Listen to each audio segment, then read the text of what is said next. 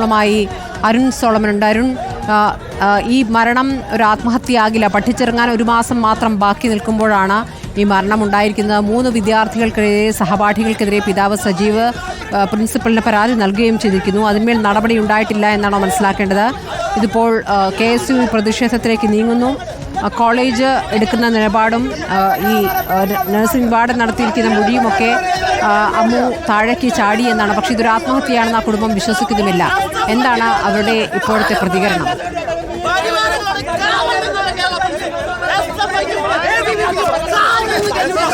തീർച്ചയായിട്ടും കഴിഞ്ഞ വെള്ളിയാഴ്ച വൈകുന്നേരമാണ് പത്തനംതിട്ട NSS ഹോസ്റ്റലിൽ നിന്നും അമ്മു സജീവ് താഴെ വീണ് മരണപ്പെടുന്നത്. ഇതിൽ ഏറെ ദുരൂഹതകൾ ഉണ്ട് എന്നുള്ളത് തന്നെയാണ് തുടക്കം മുതൽ കുടുംബം ആരോപിക്കുന്നത്. ഞാനിപ്പോൾ ഉള്ളത് തിരുവനന്തപുരം അമ്മു സജീവിൻ്റെ അയിരൂർപ്പാറയുള്ള വീട്ടിലാണ്. ഇന്നിപ്പോൾ ഈ കോളേജിലെ പ്രിൻസിപ്പൽ N. അബ്ദുൽ സലാം അടക്കമുള്ള അധ്യാപകരടക്കമുള്ളവർ ഇന്നിപ്പോൾ അമ്മുവിൻ്റെ കുടുംബത്തെ സന്ദർശിക്കാനും ഇക്കാര്യങ്ങൾ സംസാരിക്കാനായിട്ട് എത്തിയിട്ടുണ്ട്.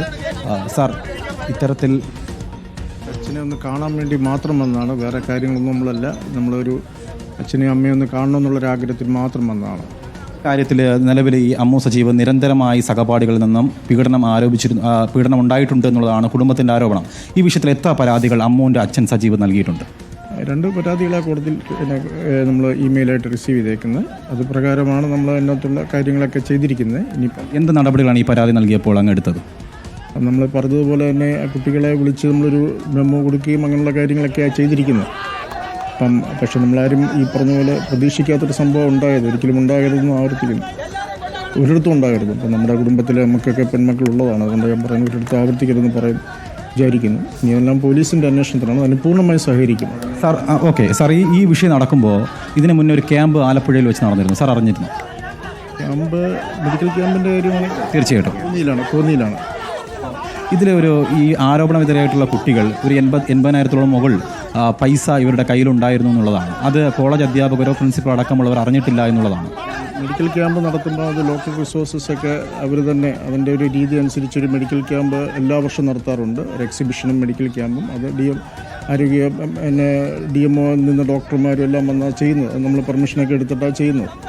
അപ്പോൾ അതിനകത്ത് ഒരു ബേസിക്കലി അവരെല്ലാ കുട്ടികളും ഒരു കോൺട്രിബ്യൂഷൻ ചെയ്താണ് ഒരു ബേസിക് ഫണ്ടായിട്ട് വരുന്നത്. പിന്നെ സ്പോൺസർഷിപ്പ്, അത് കൂടുതലും മെറ്റീരിയൽ സ്പോൺസർഷിപ്പ് ആയിരിക്കും. ഇപ്പം എനിക്ക് വീൽ ചെയറൊക്കെ കൊടുത്തിരുന്നു, വീൽ ചെയറും എയർ ബെഡ്, വാക്കിംഗ് സ്റ്റിക്കൊക്കെ കൊടുത്തിരുന്നു. ഇതൊക്കെ സ്പോൺസർഷിപ്പാണ്. ചിലപ്പം കുറേ പേര് മണിയായിട്ട് തന്നിട്ട് അത് കൺവേർട്ട് ചെയ്തിടാൻ പറയും. അപ്പോൾ ഇത് നമ്മൾ ടീച്ചർമാരെ അതിൻ്റെ ചാർജുകൾ ഏൽപ്പിക്കും. അപ്പോൾ കുട്ടികൾ ഒരു ബേസിക് ഫണ്ട് ഇട്ടിട്ടാണ് ഇത് ചെയ്യുന്നത്. എന്നിട്ട് അത് നമ്മൾ അവസാനം അത് ബഡ്ജറ്റ് പ്രസൻറ്റ് ചെയ്തപ്പോൾ അതൊരു ബാലൻസ്ഡ് ബഡ്ജറ്റ്. ബാലൻസ് എന്ന് പറഞ്ഞാൽ ഇൻകവും റെസിപ്റ്റും എക്സ്പെൻഡിച്ചറും ബാലൻസ് ആയിട്ടുള്ള ഒരു ബഡ്ജറ്റായിട്ടാണ് അത് കണ്ടത്. പിന്നെ ആണ് ഇപ്പോൾ കുട്ടികളുടെ കയ്യിൽ പൈസ ഉണ്ടായിരുന്നെന്ന് തെളിവില്ല. നമുക്ക് അതിനകത്തുള്ള ബില്ലുകളെല്ലാം അവർ സബ്മിറ്റ് ചെയ്തിട്ടുണ്ട്, അത് ഞങ്ങളുടെ കയ്യിലുണ്ട്. ഡോക്ടർ സാർ, ഇവിടുത്തെ വിഷയം അമ്മു സജീവിൻ്റെ അടക്കമുള്ള പൈസകൾ ഈ കുട്ടികളുടെ കയ്യിലുണ്ടായിരുന്നു. ആരോപണ വിധേയരായിട്ടുള്ള 3-4ഓളം കുട്ടികളുടെ കയ്യിൽ 82,000 രൂപ ഉണ്ട് എന്നുള്ളതാണ് നമുക്കറിയാൻ കഴിഞ്ഞത്. ഈ മരണത്തിന് ശേഷമുള്ള റിപ്പോർട്ടുകളിലാണ് ഞങ്ങൾക്കത് മനസ്സിലായിട്ടുള്ളത്. അമ്മു സജീവ് ഈ പൈസ ഈ കുട്ടികളോട് ചോദിച്ച് പൈസ വാങ്ങുകയും ചെയ്തിട്ടുണ്ട്. 2 കുട്ടികൾ, ഈ കൂടെ ഉണ്ടായിരുന്ന 2 കുട്ടികൾ, അമ്മുവിന് പുറമെ ഒരു കുട്ടിയുടെ ഈ പൈസ കുട്ടികൾക്ക് കിട്ടിയിട്ടുണ്ട്. അതിൽ എന്തെങ്കിലും പ്രശ്നങ്ങൾ ഉണ്ടായിട്ടുണ്ടെന്ന് തോന്നുന്നുണ്ടോ? അത് നമ്മൾ കോളേജിൽ വന്നിരിക്കുന്നത്, ഞങ്ങൾ അറിഞ്ഞിരിക്കുന്നത് ബഡ്ജറ്റ് പ്രസൻറ്റേഷൻ നടത്തിയിട്ടുണ്ട്. അതെല്ലാം മിക്കവാറും ഒരു മെജോറിറ്റി ടീച്ചേഴ്സ്, അതുമായി ബന്ധപ്പെട്ട ടീച്ചേഴ്സും സ്റ്റുഡൻസും ക്ലാസ് റൂമിൽ വെച്ച് തന്നെയാണ് ചെയ്തേക്കുന്നത്. ഇൻകവും എക്സ്പെൻഡിച്ചറും ബാലൻസ് അപ്പോൾ ടാലി ആയിട്ടുള്ളൊരു സബ്മിഷനാണ് സാർ കണ്ടിട്ടുള്ളത്. അപ്പോൾ തീർച്ചയായിട്ടും ഇവിടെ ഒരു തിരിമറി നടന്നിട്ടില്ലേ? കുട്ടികൾ ബില്ലും കാര്യങ്ങളുമൊക്കെ അവർ സബ്മിറ്റ് ചെയ്തിട്ടുണ്ടായിരുന്നു. അപ്പോൾ അത് ടീച്ചർമാർ ഫയൽ ഓഫീസിൽ ഏൽപ്പിച്ചിട്ടുണ്ട്.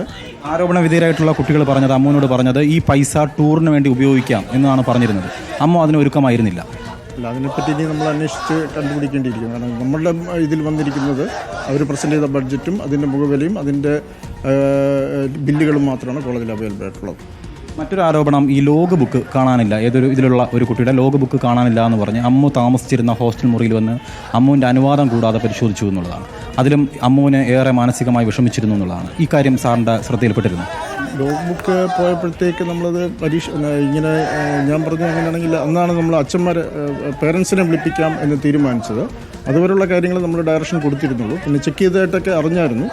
പക്ഷേ അതിൻ്റെ ബാക്കി വിവരങ്ങൾ നമുക്ക് അറിയത്തില്ല. എല്ലാ റൂമിലും ചെക്ക് ചെയ്തു എന്നാണ് പറഞ്ഞത്. ആദ്യം പറഞ്ഞിരിക്കുന്ന ഒരു റൂം മാത്രമല്ല, എല്ലാ റൂമുകളും ചെക്ക് ചെയ്തു എന്നുള്ള രീതിയിലാണ് ടീച്ചർ എനിക്ക് ഇൻഫർമേഷൻ തന്നിരുന്നത്.